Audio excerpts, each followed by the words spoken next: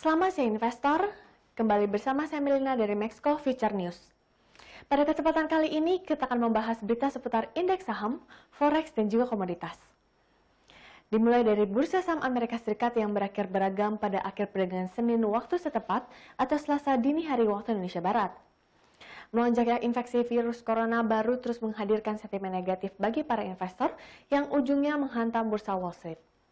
Selasa 8 Desember 2020, indeks Dow Jones Industrial Average turun 148,47 poin atau 0,49% menjadi 30.069,79.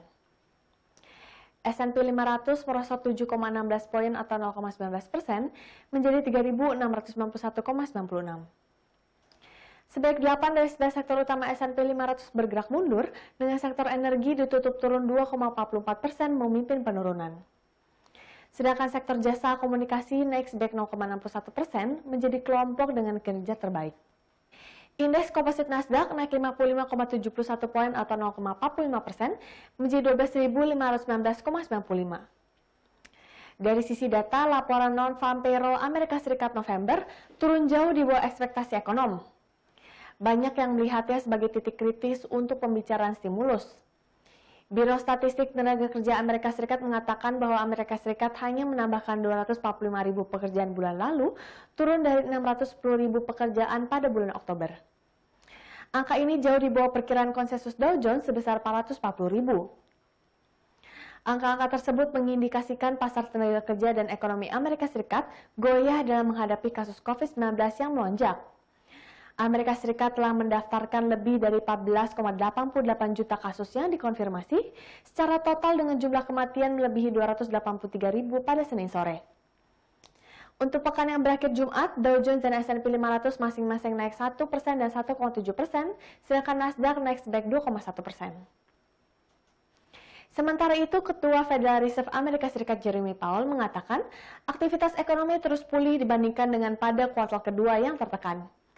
Kendati demikian, ekonomi Amerika Serikat telah melambat dalam beberapa bulan terakhir. Pembukaan kembali ekonomi menyebabkan kebangkitan yang cepat dalam aktivitas ekonomi pada kuartal ketiga.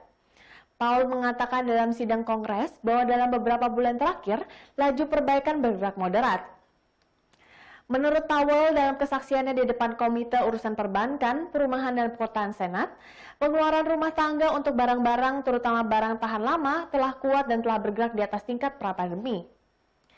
Imbal hasil obligasi Treasury bertenor 10 tahun turun kembali ke level 0,9% karena sentimen risk-off meningkat dan dolar menahan kenaikan terhadap mata uang utama lainnya. Ketika kasus virus corona melonjak, pasar semakin mencari harapan dari kesepakatan stimulus Amerika Serikat, terutama setelah data pengangguran minggu lalu mengecewakan. Dengan negosiator Republik dan Demokrat yang berjuang untuk mencapai kesepakatan RUU pengeluaran pemerintah dan bantuan COVID-19 yang sangat besar, anggota parlemen akan menunda tenggat waktu hingga Jumat malam untuk mengesahkan RUU. Beberapa analis percaya bahwa pasar saham akan terus menguat jelang akhir tahun lantaran investor terus mendapatkan sentimen positif termasuk upaya mendiversifikasikan portofolio investasinya. Hal ini terlepas dari jumlah kasus virus corona yang menembus rekor terbaru dan ada kekhawatiran seputar laporan pekerjaan November yang kurang menggembirakan. Analis dari Yarden Research percaya bahwa kebijakan moneter global yang disinkronkan akan terus memberikan dukungan besar-besaran terhadap gerak pasar saham. Sedangkan untuk sisa tahun ini, Yardeni berspekulasi pasar saham akan terus naik karena investor ingin melakukan diversifikasi lebih lanjut. Menurut mereka, bulan November adalah salah satu bulan terbaik yang pernah ada untuk pasar. Ini memperluas saham kapitalisasi kecil dan saham tengah secara dramatis. Bursa saham Asia melemah pada awal perdagangan hari ini. Pelemahan bursa Asia menyusul koreksi pada bursa Amerika Serikat di tengah lonjakan kasus virus corona yang membebani aset beresiko. Berdasarkan data Bloomberg, indeks Topix dan Nikkei 225 Jepang terpantau melemah 0,03% dan 0,25% pagi ini. Sedangkan indeks Kospi Korea Selatan terkoreksi sebesar 0,87%. Sementara itu, indeks Hang Seng Hong Kong melemah 0,18% dan di sisi lain indeks Shanghai Composite menguat masing-masing 0,03% dan 0,14%. Beralih ke berita komoditas, harga emas melonjak lebih dari 1% ke level tertinggi 2 minggu pada akhir perdagangan Senin 7 Desember 2020 waktu setempat. Kenaikan harga logam mulia ini didukung oleh ekspektasi stimulus fiskal baru di Amerika Serikat di tengah melonjaknya kasus COVID-19 dan pembicaraan tentang Brexit antara Inggris dan Uni Eropa selama akhir pekan yang menyebabkan tidak ada kesepakatan perdagangan.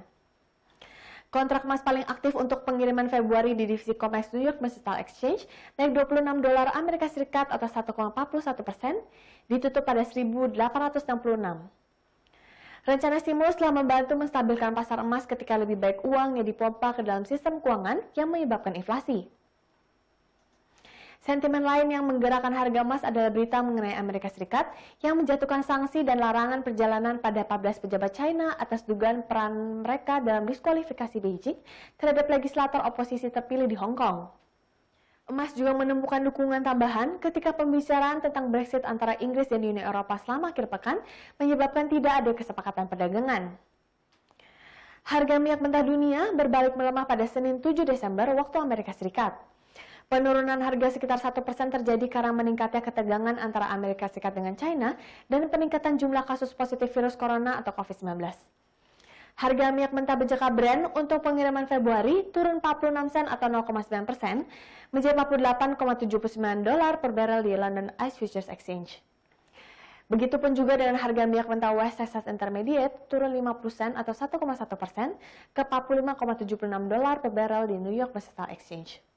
Ketegangan antar kedua negara dengan ekonomi terbesar di dunia itu sontak menekan harga minyak karena China merupakan importer minyak mentah terbesar di dunia.